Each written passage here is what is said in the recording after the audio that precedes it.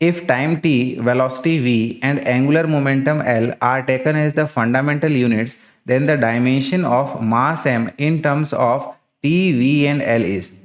अगर ठीक है ना, टाइम t, वेलोसिटी v और एंगुलर मोमेंटम L, इनको अगर हम लोग हमारे फंडामेंटल यूनिट्स कंसीडर करें तो हमें बताना है कि मास का जो डायमेंशंस हैं in terms of T, V and L क्या होगा। राइट, यानी कि कुल मिला के बात यह है कि मास जो है इन तीन टर्म्स के ऊपर में डिपेंड कर रही है। तो इनके ऊपर में डिपेंड कर रही है, यानी कि मास का जो डायमेंशनल फॉर्मूला है वो बेसिकली टी, वी और एल के ऊपर में डिपेंड कर रहा है, लेकिन इनकी पावर कितनी है वो हमें पता नहीं है। तो लेट अस से इनकी पावर हम लोग ए, बी और सी इस तरीके से कंसिडर कर लेते हैं। तो कंसिडर तो कर लेंगे, लेकिन हमें इनकी वैल्यूज़ भी निकालनी पड़ेगी। वैल्यूज़ कैसे निकालेंगे? इस इक्वेशन को डायमेंशनली इक्वेट करने से। डायमेंशनली इक्वेट कैसे? कि जैसे मास है, मास का डायमेंशनल फॉर्मूला हमारा कैपिटल एम हो गया। फिर बात करते हैं टाइम टी, ठीक है ना। टाइम के लिए डायमेंशनल फॉर्मूला कैपिटल टी है, इसकी पावर ए।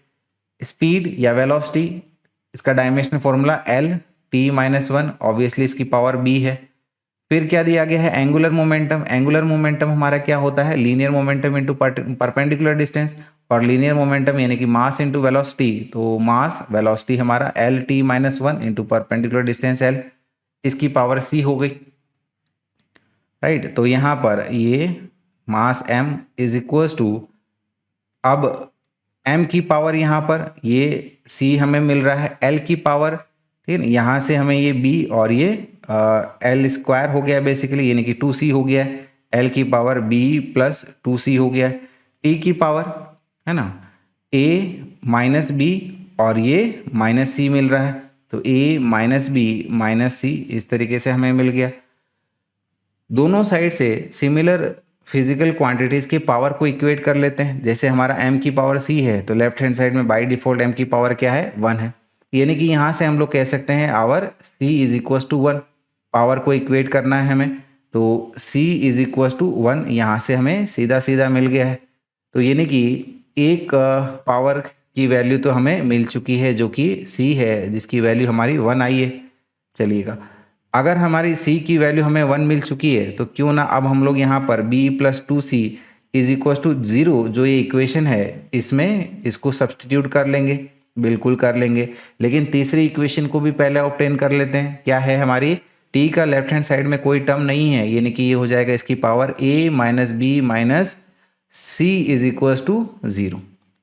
ठीक है, तो जैसे कि हमने c की वैल्यू को ऑब्टेन किया है, तो अब हम लोग यहाँ पर इसको पुट कर देंगे। तो सेकेंड इक्वेशन में पुट करेंगे तो ये बन जाएगी हमारी b plus 2 into 1 is equal to 0। यानी कि यहाँ से हम लोग कह सकते हैं कि b जो है वो हमारा -2 के बराबर आ जाएगा। सो b इज इक्वल टू -2। तो यहाँ से हमें ये b की वैल्यू भी मिल गई है। राइट, चले, c की वैल्यू मिल गई है, b की वैल्यू मिल गई है, तो रुकें क्यों? तीसरी वाली इक्वेशन में इसको सब्सटीट्यूट कर देते हैं। किसको किसको? c को और b को, जिससे हमें a की वैल्यू मिल जाए। तो देखिएगा a माइनस बी की वैल्यू को पुट कर दो जो कि है हमारी -2, फिर माइनस c की वैल्यू हमारी क्या है? 1। तो देखिएगा ये क्या बन जाएगा हमारे पास में? a प्लस 2 माइनस 1, यानी कि a plus 1 is equal to 0। So we can say कि a इज इक्वल टू -1। ये हमारी तीसरी वैल्यू भी हमें मिल गई है। तो a, b और c तीनों वैल्यू हमें जब मिल चुकी है तो वापस इसको पहली वाली इक्वेशन में सब्सटीट्यूट कर दो जहाँ से हमने शुरुआत करी थी। तो ये हो जाएगा dimensional formula of mass m is equal to t की पावर -1, v की पावर -2 एंड l की पावर बाय डिफॉल्ट ये 1 है क्योंकि c है ना। सिंपली हमने यहाँ पर a, b और c की वैल्यू इसमें वापस से पुट करी है। तो इसको हम लोग हमारे ऑप्शन डी में देख पा रहे हैं, तो सही आंसर हो गया हमारा ऑप्शन डी।